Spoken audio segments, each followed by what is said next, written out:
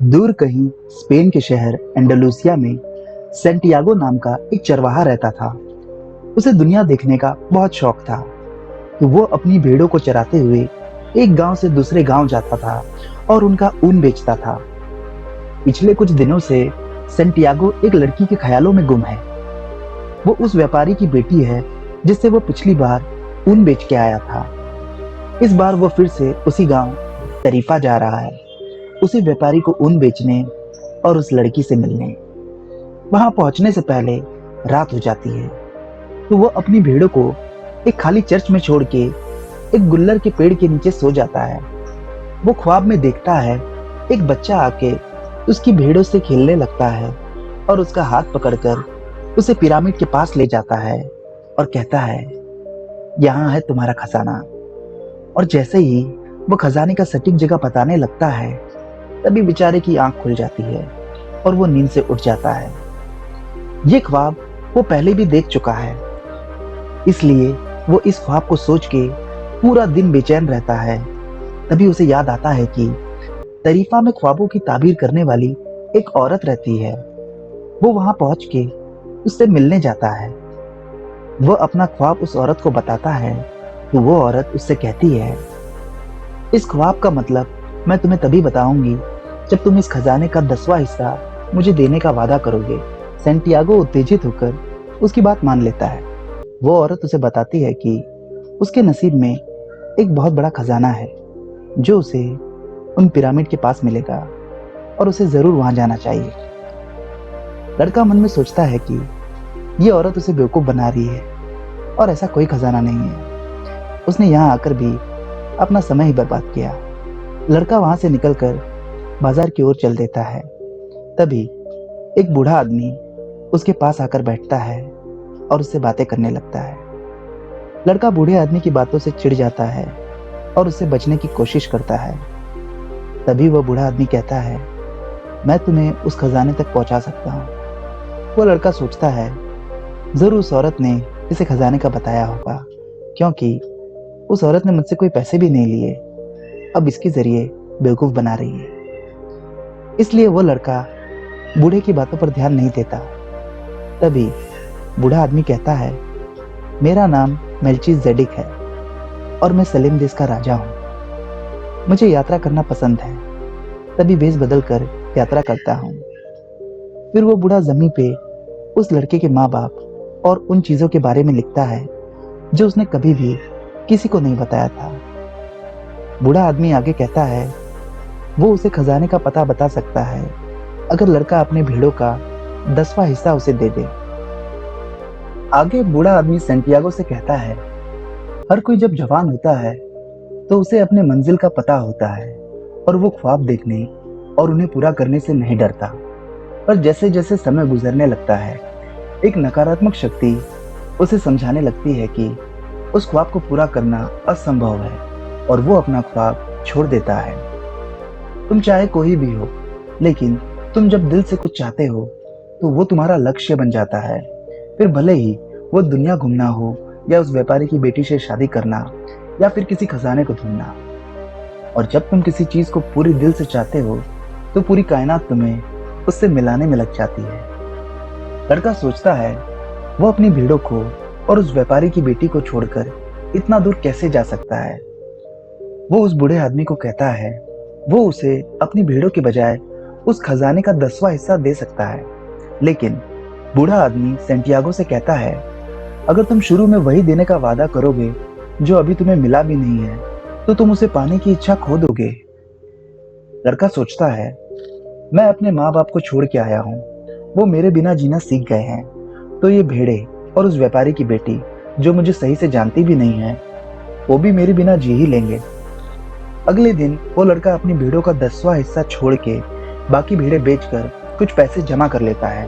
वो बाकी बची भेड़े उस बूढ़े आदमी को दे देता है। बूढ़ा आदमी उसे बताता है कि वो पिरामिड इजिप्ट देश में है और उसे वहां खजाना ढूंढने के लिए प्रकृति के संकेतों का पालन करना होगा। फिर वो बूढ़ा आदमी उसे 2 पत्थर देता है और कहता है, ये 2 पत्थर चमत्कारी पत्थर है और ये तुम्हारी मदद करेंगे प्रकृति के संकेतों को पढ़ने में। फिर वो उसे अफ्रीका जाने वाली एक नाव पर चढ़ा देता है, जहां से वो आगे इजिप्ट जाएगा। वहां अफ्रीका के शहर तांजीर में पहुंचते ही उस लड़के के पैसे लुट जाते हैं। वो सोचता है कि वो बुरी तरह फंस गया है एक अनजान शहर में बगैर पैसों के, और अब तो उसकी भेड़ें भी उसके हाथ से गई। अब वो क्या करेगा? वो कितना खुश था अपनी भेड़ों के साथ। उसने खामखाम खजाने के पीछे अपनी बनी बनाई जिंदगी खराब कर दी। लेकिन फिर वो ठंडे दिमाग से सोचता है, यह जगह अजीब नहीं है, बस नई है, और मैं तो पहले भी कितनी नई जगह जा चुका हूँ। वो एक पहाड़ी के ऊपर एक क्रिस्टल व्यापारी की दुकान देखता है और उस व्यापारी को जाके कहता है कि मैं तुम्हारे क्रिस्टल साफ कर देता हूँ, इससे वो ज्यादा बिकेंगे और तुम उसके बदले मुझे बस खाना खिला देना। लड़का जब क्रिस्टल साफ कर रहा था, उसी वक्त दुकान में दो नए कस्टमर आए। व्यापारी ये देखते ही समझ गया कि लड़के के पैर शुभ है और उसे वो तुरंत नौकरी पे रख लेता है। लड़का सोचता है वो यहाँ कुछ टाइम काम करेगा और पैसे जमा करके वापस अपने गांव चले जाएगा। कुछ दिनों में लड़का नोट करता है कि लोग पहाड़ी पे चढ़ के थक जाते हैं और वहां खाने पीने की कोई अच्छी दुकान नहीं है। इसलिए वह व्यापारी को सुझाव देता है कि क्यों ना हम क्रिस्टल में चाय बेचना शुरू कर दें। उससे हम चाय से भी पैसे कमाएंगे और हमारे क्रिस्टल भी ज्यादा बिक जाएंगे। एक साल में वह लड़का और क्रिस्टल व्यापारी पहले से भी बहुत ज्यादा पैसे कमा लेते हैं। लड़का सोचता है कि वो अब अपने गांव बगैर शर्मिंदगी के जा सकता है और पहले से भी ज्यादा भेड़ें खरीद सकता है। स्पेन बस 2 ही घंटे दूर है, लेकिन पिरामिड तक जाने के लिए उसे एक बड़ा रेगिस्तान पार करना पड़ेगा। लेकिन फिर वो बूढ़े राजा की बातें याद करता है कि मैं अपने ख्वाब के बस 2 घंटे दूर हूँ, मुझे अपने ख्वाब का पीछा करना चाहिए। वो इजिप्ट जाने वाले एक कारवा के साथ जुड़ जाता है, जहाँ उसकी मुलाकात एक अंग्रेज आदमी से होती है जो वहाँ एक अल्केमिस्ट की तलाश में जा रहा होता है। वो अल्केमिस्ट 200 साल की उम्र का होता है और तांबे को सोने में बदल सकता है। जब वो लोग अल्केमिस्ट के गांव पहुंचते हैं, तभी कबीले में जंग शुरू हो जाती है और उस लड़के को उसी गांव में रुकना पड़ जाता है। इसलिए वो उस अंग्रेज आदमी की अल्केमिस्ट को ढूंढने में मदद करने लगता है।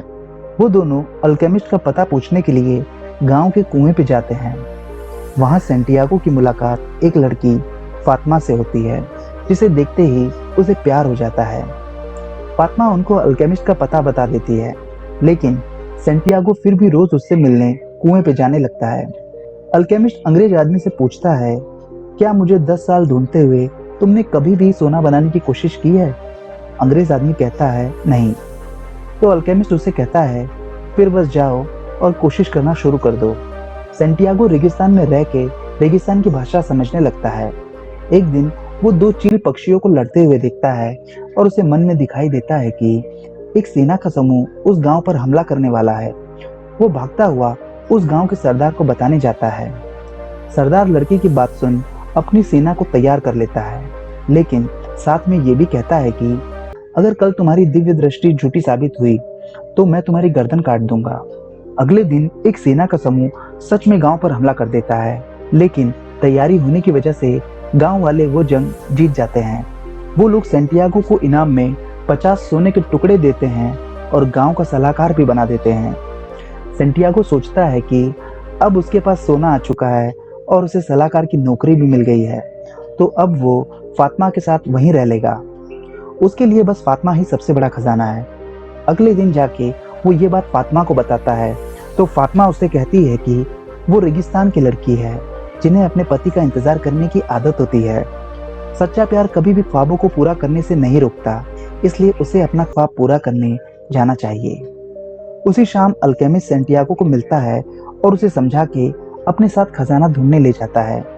कुछ दिनों तक वो रेगिस्तान में यात्रा करते हैं, लेकिन आगे एक कबीले वाले उन्हें पकड़ लेते हैं और उन पर जासूसी का इल्जाम लगा देते हैं।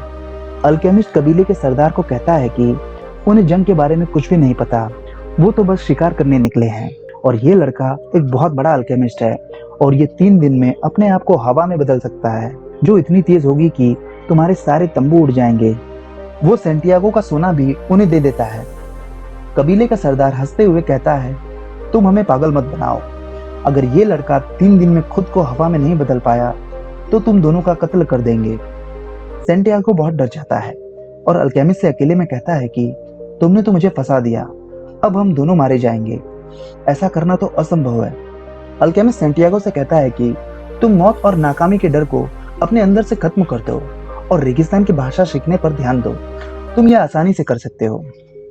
तीसरे दिन सैंटियागो पहाड़ी की चोटी पर जाता है और ब्रह्मांड की भाषा में सूरज और रेगिस्तान से बातें करना शुरू कर देता है और एक ऐसा तूफान लाने में कामयाब हो जाता है जिससे डर के कबीले वाले उन्हें छोड़ देते हैं। वो दोनों रेगिस्तान में कुछ दिन और सफर करके एक साधु के पास पहुंच जाते हैं। अल्केमिस्ट साधु के घर में उन्हें लीड को सोने में परिवर्तन करके दिखाता है और उसके 4 टुकड़े करके एक टुकड़ा अपने पास रखता है वापस जाने के लिए, एक टुकड़ा सैंटियागो को देता है क्योंकि उसने अपना सोना कबीले वाले को दे दिया था, और 2 टुकड़े साधु को दे देता है, एक उसके अपने लिए और दूसरा सैंटियागो को देने के लिए जब वो पिरामिड से वापस आ जाए। यहाँ से अल्केमिस्ट और सैंटियागो का रास्ता अलग अलग हो जाता है और सैंटियागो पिरामिड के पास पहुंच के खजाने के लिए खुदाई शुरू कर देता है।